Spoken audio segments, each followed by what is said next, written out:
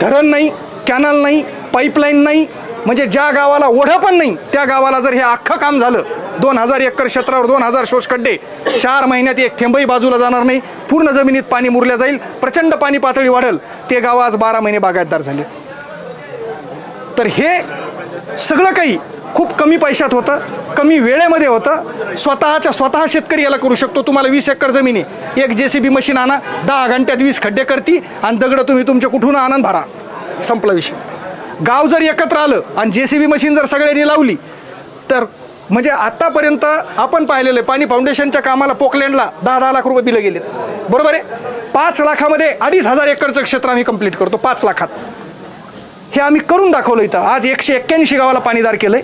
मग हे आमच्या समोर मित्र आहेत, आपली शेती आपली प्रयोगशाळा, ज्यांचे व्हिडिओ तुम्ही पाहता, ज्यांनी माझ्या मुलाखती घेतल्या, दीपक बुनगे म्हणून. आणि चला सगळ्याला रामराम, जय गुरुदेव. माझं नाव प्राध्यापक डॉक्टर पुरुषोत्तम आयाळे. आज आदरणीय तुमचे आमदार सुरेश अण्णा धस यांनी आपल्या सगळ्यांची जी ही काही जलतारा पाहण्यासाठी जी सहल आयोजित केलेली आहे, याच्या पाठीमागचा उद्देश तुम्हाला मी सांगतो. हे आमचे मित्र आहेत. मेजर माणिक दौंडीला माझा कार्यक्रम झाला. तुमच्या भागातले 7 सरपंच लोक जलतारा प्रकल्प पाहायला इथं आले होते 25 डिसेंबरला. आणि 27 डिसेंबरला माणिक दौंडीला माझा कार्यक्रम झाला, ज्या कार्यक्रमाला हे आले होते. यांनी बघितलं की हा प्रकल्प गावाला कशा पद्धतीनं पाणीदार करतो. आणि शेतकऱ्याच्या समोरचे जे 2 संकट आहेत आज प्रत्येक शेतकऱ्याच्या समोर, पाणी पातळी खोल गेल्यामुळे आर्थिक उत्पन्न कमी झालंय, आणि दुसरं संकट जे ते जास्त पावसामध्ये रान पाणी धरायला चिबडायला लागले, पाण्याचा निचरा होत नाहीये, आणि त्याच्यामुळं शेतकऱ्यांचं खरीपाचं आणि रब्बीचं सगळं सर्कल इनबॅलेन्स झालंय आणि आर्थिक उत्पन्न कमी झालंय. आणि मग त्यावर आपण 2020ला जलताराचं संशोधन केलं. मी 2006 पासून art of living Gurudev Shri रविशंकरजी यांच्या संस्थेबरोबर जुडलेलो आहे. मी आर्ट ऑफ लिव्हिंगचा प्रशिक्षक म्हणूनही काम करतो. गावागावामध्ये तणावमुक्तीचे, निरोगी जीवन जगण्याचे, व्यसनमुक्तीचे सगळे शिबिरं आम्ही घेतो. पण मी खास या गावात राहतो. हे छोटंसं गाव आहे माझं. माझे वडील शेतकरी होते, आजोबा शेतकरी होते. आणि आज शेतकऱ्यांच्या समोर पाणी नसल्यामुळे जे आर्थिक संकट उभा राहिलं आहे, बघा आपल्या आजोबानं ज्या शेती केल्या त्या पाण्याच्या शेती होत्या.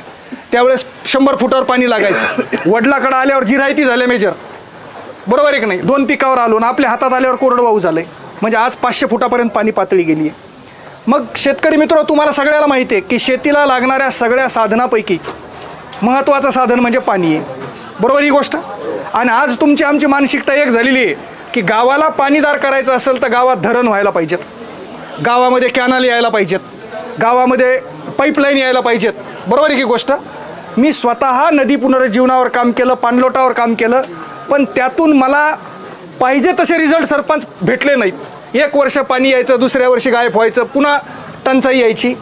आणि मग हे काम करत असताना मला एक अमेरिकेतला मित्र मिळाला ज्याने मला खूप मोठी मदत केली. आणि आम्ही दोघांनी मिळून या जलतारा नावाच्या नवीन पाणलोटाच्या किंवा पाण्याच्या एका नवीन प्रकल्पाचा शोध लावला, ज्याचा शोध मी माझ्या स्वतःच्या शेतात लावलेला आहे. ही जलताराची जन्मभूमी आहे. हे 25 एकरचं माझं शेत आहे, रोडवर आहे. हे हॉटेल पण माझीच आहे. इथं 15-20 पोरांचा रोजगार आज त्यांच्या हाताला मिळाला आहे. समोर आपण जे ग्राउंड केलेलं आहे कमर्शियल असल्यामुळं आता इथून आमचा समृद्धी महामार्ग चालला आहे, म्हणून तो मी आता प्लॉटिंग करतोय. आपण त्याच्यातही जलताराचे शोषखड्डे आहेत. मग माझ्या लक्षात आलं की आज काय झालेलं आहे तुमच्या माहितीसाठी सांगतो. पाऊस पडतो आणि वाहून जातो, पाण्याला थांबायला जागा नाही. आणि पाण्याची साठवणूक ही जमिनीच्या वर नाही आहे, पाण्याची साठवणूक जमिनीच्या खाली आहे, बरोबर आहे. मागच्या 50 वर्षापासून आपण विहिरीन बोरवेलनं फक्त भोकाडं पाडणं चालू आहे, बाहेर काढणं भरणं बंद आहे. पाणी पाऊस पडायला वाहून चालला. पाण्याची साठवणूक जमिनीच्या भूगर्भात आहे. मग माझ्या लक्षात आलं 2019ला मित्र इथं हिरवं पान पण दिसत नव्हतं. डिसेंबरमध्ये विहीर कोरडी पडायची, ढोराला प्यायला आम्हाला टँकरनं पाणी आणावं लागायचं आणि प्यायला पण पाण्याचा थेंब पण नव्हता. मग मी लक्षात घेतलं की इथं पाऊस पडतो ना 25 एकरमधून वाहून जातो. मग मी लक्षात घेतलं की विहीर पुनर्भरण एक योजना शासनाची आहे, ज्याच्यामध्ये विहिरीच्या भोवती 4-5 शोष खड्डे करतात आणि पाण्याला जमिनीत मुरवतात, विहिरीची पाणी पातळी वाढते. बोर पुनर्भरण एक स्कीम आहे, बोरचं पाण्याला पुनर्भरण करतो आपण, पाणी पातळी वाढते. मी विचार केला की जर आपण शेताचं पुनर्भरण केलं तर शेतातलं पाणीच बाहेर जाणार नाही. आणि शेतात तर किती मोठ्या प्रमाणावर पाऊस पडतो, 25 एकरमध्ये पडणारं पाणी आज माझं वाहून चाललंय. तुमच्या गावामध्ये पाऊस पडाला आणि दुसऱ्या गावाला वाहून चालला. खरं खोटं मी बोलालोय, असंच आहे का नाही. आज समजा वाहनी पाऊस पडाला आणि तुम्ही मंदिरात बसलेले, तुम्हाला लय उत्सुकता आहे वावरात जाऊन पहा, अरे जाऊस तर टमरेला भरायला पाणी सापडत नाही अशी परिस्थिती आहे, चट वाहून जातं. मग मी लक्षात घेतलं की आपल्याला शेतातलं पाणी शेतातच अडवायचं आणि नुसतं अडवायचं नाही तर त्या पाण्याला जमिनीच्या भूगर्भात नेऊन त्याची साठवणूक करायची. मग माझ्या लक्षात आलं की करायचं कसं. मग मी 1 एकरच्या तुकड्यामध्ये ज्या कोपऱ्याला पाणी येऊन साचतं त्या कोपऱ्याला एक शोषखड्डा केला. JCB मशीन नेली, 4x4 मुरुम लागेपर्यंत 6 फूट खोल केला. पावसाबरोबर माती वाहून तो खड्डा बुजू नये म्हणून माझ्या डोक्यात आलं की मातीला वर थांबवायचं आहे आणि पाणीच फक्त खाली गेलं पाहिजेत. मग त्याच्यामध्ये दगड टाकून दिले. मग ते दगड काय करतात, मातीला वर थांबवतात, पाण्याला सांदीतून खाली नेतात. असं प्रत्येक 25 एकरमध्ये ज्या ज्या उताराला पाणी येऊन थांबणारे असे 30 शोषखड्डे मी इथं केले आणि दगडानं बुजले. हे उन्हाळ्यात केलं. पावसाळ्यात मला उत्सुकता होती, पाऊस पडला की वाहून जाणारं पाणी आता या खड्ड्यातून जमिनीत जातं का, म्हणून मी धावत पळत आलो. पहिल्या खड्ड्याजवळ उभा राहिलो. 1 घंटाभर पाऊस चालू होता. पाणी बाहेर जायचं ना खड्ड्यातून, सगळं खाली. मला वाटलं दुसऱ्या खड्ड्यातून पाणी बाहेर चाललं का, दुसऱ्या खड्ड्याकडे गेलो, त्याच्यातूनही पाणी खाली. 30 खड्ड्याकडे येण्यासारखा पळत होतो. सगळं पाणी भाड नरसळं लावल्यासारखं जमिनीत चाललं होतं. माझ्या लक्षात आलं, पहिले माझी जी विहीर आहे आत्ता 40 ते 45 फूट खोलीची, डिसेंबरमध्ये कोरडी पडायची, जूनमध्ये पावसाळा सुरू झाल्यावर जुलैमध्ये 2 फूट पाणी यायचं, ऑगस्टमध्ये अर्धी भरायची, सप्टेंबरमध्ये पूर्ण भरायची, ऑक्टोबरमध्ये मोटर सुरू झाली की नोव्हेंबरमध्ये कोरडी पडायची, डिसेंबरमध्ये थेंबी नसायचा. एका पावसाळ्यामध्ये त्या विहिरीला 5 फूट पाणी आलं. 2 पावसाळ्यात अर्धी विहीर भरली, 3 पावसात विहीर पूर्ण भरली. आज ती विहीर 24 घंटे चालू आहे. 25 एकरमध्ये जवळपास तुमच्या माहितीसाठी सांगतो 17 एकर आता पूर्ण हिरवगार आहे आणि 17 एकरला नॉनस्टॉप विहीर चालू आहे, नॉनस्टॉप. परवाच्या दिवशी मी तर बोर सुरू केला नव्हता, परवाच्या दिवशी बोर सुरू केला, 24 घंटे बोरची एकच धार चालू आहे, म्हणजे खंडच पडला नाही कुठं. आणि माझ्याकडे एक्सप्रेस फिटर असल्यामुळं लाईन 1 मिनिटही जात नाही. तर ह्या चमत्कार पाहायला इथून खाली माझं 10 एकर क्षेत्र आहे जे चिबडायचं. शेतकऱ्यासमोर दुसरं संकट आहे, चिबडणं म्हणजे उफाळणं, तुमच्याकडे पाणी धरणं म्हणतात त्याला. जास्त पाऊस पडला की ते पाणी उफाणतं आणि पिकं सडत आहेत आणि दुसरी रब्बीची पेरणी त्याच्यामध्ये मामा होत नाही. बरोबर आहे. किती पाऊस पडू द्या, कमरा इतकाला पाणी संध्याकाळी साचू द्या, सकाळी येऊन पहा तुम्हाला एक थेंबही दिसणार नाही, सगळं खड्ड्यातून जमिनीच्या पोटात. 10 एकर चिबडणारं शेत 1 इंच पण चिबडत नाही. 3रं पीक घेतो मी आता त्या शेतामध्ये. तर हा चमत्कार जलतारानं केल्याच्या नंतर माझी खात्री पटली की आता हा गावाला पाणीदार करणार आणि शेतकऱ्यांना आर्थिक समृद्ध करणार, लखपती करणार. मग माझ्या नजरेत होतं आमच्या गावात इथं मी हा कार्यक्रम केल्यावर माझ्या डोळ्यासमोर होतं की राळेगण एकच आदर्श बनलं, हिवरे बाजार एकच आदर्श बनलं, पण दुसरे नाही बनले. मग मी प्लॅन केला की माझ्या मतदारसंघामध्ये तालुक्यात 221 गावं आहेत, आपण 5 वर्षामध्ये 221 गावं पाणीदार करू.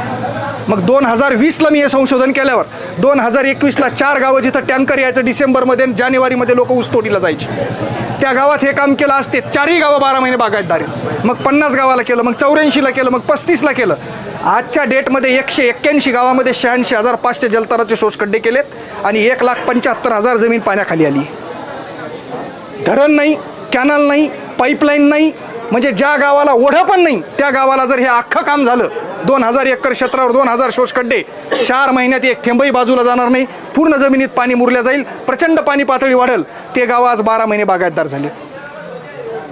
तर हे सगळं काही खूप कमी पैशात होतं, कमी वेळेमध्ये होतं. स्वतः शेतकरी याला करू शकतो. तुम्हाला 20 एकर जमीन आहे, एक JCB मशीन आणा, 10 घंट्यात 20 खड्डे करती आणि दगड तुम्ही तुमच्या कुठून आनंद भरा, संपला विषय. गाव जर एकत्र आलं आणि JCB मशीन जर सगळ्यांनी लावली तर म्हणजे आतापर्यंत आपण पाहिलेलं आहे, पाणी फाउंडेशनच्या कामाला पोकलँडला 10-10 लाख रुपये बिलं गेलेत. बरोबर आहे. 5 लाखामध्ये 2,500 एकरचं क्षेत्र आम्ही कंप्लीट करतो 5 लाखात. हे आम्ही करून दाखवलं इथं. आज 181 गावाला पाणीदार केलंय. मग हे आमच्या समोर मित्र आहेत, आपली शेती आपली प्रयोगशाळा, ज्यांचे व्हिडिओ तुम्ही पाहता, ज्यांनी माझ्या मुलाखती घेतल्या, दीपक बुनगे म्हणून, आणि त्यांनी हे व्हिडिओ प्रसारित केले आणि त्या व्हिडिओनं विक्रम केला. 50-50 लाख लोकांनी व्हिडिओ बघितले. आणि मग अण्णांना पण व्हिडिओज बघितला होता आणि त्यांनी मला त्या दिवशी मच्छिंद्रनाथ गडावर बोलवलं. या लोकांनी एवढा सत्कार केला की प्रोटोकॉल नसताना मला CMच्या हाताने यांनी सत्कारित केलं. आणि मग त्याच दिवशी अण्णा म्हणले की माझ्या तालुक्याला पण मला पाणीदार करायचं आहे. मित्र, शेतीला लागणाऱ्या सगळ्या साधनापैकी पाणी महत्त्वाचं आहे. मी माझ्या तालुक्यात जे काम केलं त्या गावात अशी परिस्थिती होती, 10 एकरच्या शेतकरी, 10 सदस्यांचं कुटुंब राहणारं, पाणी नसल्यामुळे एक माणूस शेती करायचा, 9 रोजदाऱ्या करायची.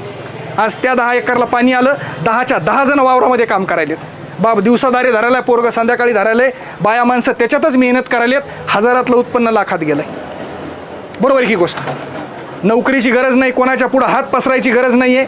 असं स्वयंपूर्ण शेतकऱ्यांना पाणी करतं आणि ते इतक्या सहजतेनं आपण जलताराच्या माध्यमातून आज शेतकऱ्यांच्या समोर हा एक प्रयोग ठेवलेला आहे. आज तुम्ही इथं आलात. आता ही माहिती सांगून तुम्हाला मी दाखवणार आहे की प्रत्येक एकरमध्ये आपण कसे नॅचरली स्लोपला खड्डे केलेले आहेत. त्या खड्ड्यामध्ये पण किती पाणी मुरतं याचं पण ट्रायल मी तुम्हाला दाखवणार आहे. कारण खूप लोकांना वाटतं, आणखी नाही आपली मानसिकता आहे की धरणच पाहिजेत. बरोबर आहे का, कॅनलच पाहिजेत. आता तुमचा पहिला कार्यक्रम होता ना खुंटे फळला, अण्णा बी भाषणात सांगत होते 4 TMC द्या आम्हाला. अरे मी सांगतो तुम्हाला, तुमच्या आष्टी तालुक्यातल्या 127 किंवा 150 गावामध्ये हे काम करा. तुम्हाला मी सांगतो, तुम्हाला धरणाची गरज नाही, की 1 रुपयाची गरज नाही. अख्ख्या आष्टी तालुका 100% हिरवागार आणि पाणीदार आपण करू. कारण 4 महिन्यामध्ये जे पाऊस पडतो ना, या पावसाचं व्हॅल्युएशन तुम्हाला माहीत नाहीये. एक खड्डा किती पाणी नेतो याचे कॅल्क्युलेशन मी तुम्हाला दाखवणार आहे आता काही वेळामध्ये. चक्रावून जाल तुम्ही त्यावेळेस म्हणता की एक खड्डा काय चमत्कार करू शकतो.